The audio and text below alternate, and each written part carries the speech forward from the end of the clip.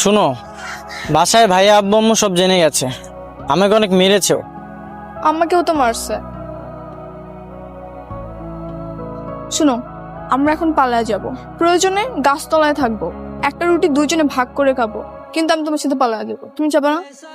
কিন্তু আমরা কোথায় যাব? যেই দিকে দুই চোখ যায় সেই দিকে চলে যাব। কালকে তুমি স্টেশনে আসবে সবকিছু গুছায়া, আর আমি আমার সব গয়নাগাটি নিয়ে চলে আসবো, ঠিক আছে? এই দাঁড়া, কই যাস? ওই যে মানে তুই শুনিস নাই ওরে গহনা নিয়ে পালানো দেখাচ্ছে। গহনা নিয়ে পালাই যাবি না? চল বাসায় চল। এই দাঁড়া, কি সমস্যা কি? সমস্যার তো কিছু না, ফোনটা তো আমার, মান সম্মান গেলে আমার যাবে, তোর যাবে না। মান সম্মান? বাহ, তুই মান সম্মান বুঝিস? তুই যখন নিজের রিলেশনশিপের স্বার্থে নিজের ছোট বোনের কাছ থেকে হেল্প নিস, তখন এই মান সম্মান গুলো কই থাকে? এই তোদের মতো কিছু মানুষের জন্যই না আমাদের জেনারেশন গুলো নষ্ট হচ্ছে। ও, এখন সব দোষ আমার না? শুধু তোর না, তোর মতো মেন্টালিটি যত মানুষ আছে তাদের সবার দোষ। আচ্ছা, আমার একটা কথা বলতো, আমরা যখন জুনিয়র ছিলাম তখন আমরা কাদের ফলো করতাম? আমাদের ইমিডিয়েট বড় সিনিয়র জেনারেশন যারা ছিল, তাই তো? তো এখন ওদের ইমিডিয়েট বড় জেনারেশন কারা? আমরা যা করব ওরা সেটাই শিখবে, ওইটা ওরা আরো অ্যাডভান্স লেভেলে যে অ্যাপ্লাই করবে। ঠিক, ওরা আমাদের কাছ থেকে কি শিখতেছে? তুই যখন তোর গার্লফ্রেন্ডের সাথে একটা রোমান্টিক পোজে পিক তুলে ফেসবুকে আপলোড দিস, কয়দিন পর তোর বোনও তো চাইবে যে ওর বয়ফ্রেন্ডের সাথে চুম্বা চেটে লেভেলের ছবি তুলে ফেসবুক আপলোড করুক। তখন তোমার সহ্য হবে তো? তখন কিন্তু মামা তোমার সহ্য হবে না। তুমি আমার ভাইকে কি শিখাইছো? যে এলাকার সবচেয়ে সুন্দর মেয়েটার সাথে প্রেম করতে, তাই না? এলাকার সবচেয়ে সুন্দর মেয়েটার সাথে প্রেম করছো, তুই তো খুশি, ঠিক না? শোন, তুই চাইলেই যা খুশি তা করতে পারিস না। একটা সুন্দর জেনারেশন গড়ে তোলার জন্য জেনারেশন বাই জেনারেশন প্রচেষ্টা লাগে।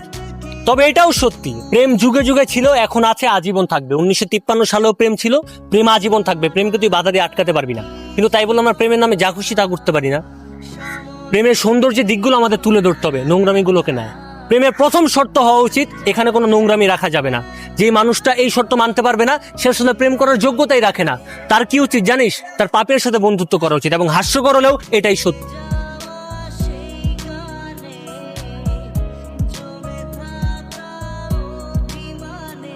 আর শোন, তোকে বলছি, সবাই বলে না প্রেমের একটা বয়স আছে। কেন বলে কথাটা? এই যে তুই যেদিন থেকে ওর সাথে কথা বলা শুরু করেছিস, তো পড়াশোনায় কোনো কনসেন্ট্রেট নাই। কেমনে থাকবে? কয়েকদিন পরে এসএসসি পরীক্ষা, এইচএসসি পরীক্ষা, রেজাল্ট আসবে 0, ভালো একটা ভার্সিটিতে চান্স পাবি না, ভালো কোনো চাকরি পাবি না। তখন ঠিক এই মেয়েটাই তোকে এসে বলবে, তুমি ভালো কোনো চাকরি পাচ্ছ না, আমি বাবা মাকে কি করে বলবো তোমার কথা? এভাবে হলে তো তোমাকে বিয়ে করা সম্ভব না।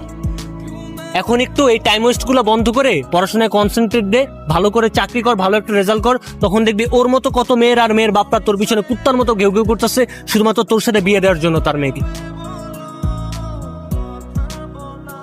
আরে এই মেয়ে, কি যেন বলতেছিলে একটু আগে? গাছতলায় থাকবা পালিয়ে গিয়ে, একটা রুটি খেয়ে 2 দিন পার করে দিবে। আসো না মেয়ে, আসো, কালকে গাছতলায় আসো, দেখি তুমি কয়দিন থাকতে পারো। একটা রুটি খেয়ে আমিও দেখে নিব। বাপ মা এত কষ্ট করে মানুষ করছে, বাপ মার ভালোবাসি চাইতে এই 2 দিনের ভালোবাসি এত বড়? একটু চিন্তা করো তো, আজকে যদি এই ছেলেটার সাথে তুমি পালাই যেতা, তোমার বাপ মা রাস্তাঘাটে মানুষকে মুখ দেখাইতে পারতো? পারতো না। এই বয়সে প্রেম করে তার লাইফটাও নষ্ট করছো, নিজের লাইফটাও নষ্ট করছো। আগে নিজের সাকসেসটা কনফার্ম করো, তারপর প্রেম করো, কেউ বাধা দিবে না।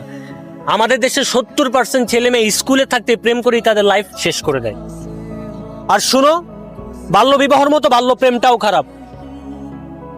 আর তোকে যদি আমি আবার দেখছি এই মেয়ের সাথে কোন প্রকার কন্ট্যাক্ট করতে, লুকায় লুকায় কথা বলতে, লুকায় লুকায় দেখা করতে, তোর আমি খাইছি। আর এই মেয়ের দিকে যদি তুই ঘুরেও তাকাস, তখন আমি তোরে দেখে নিবো। আয়।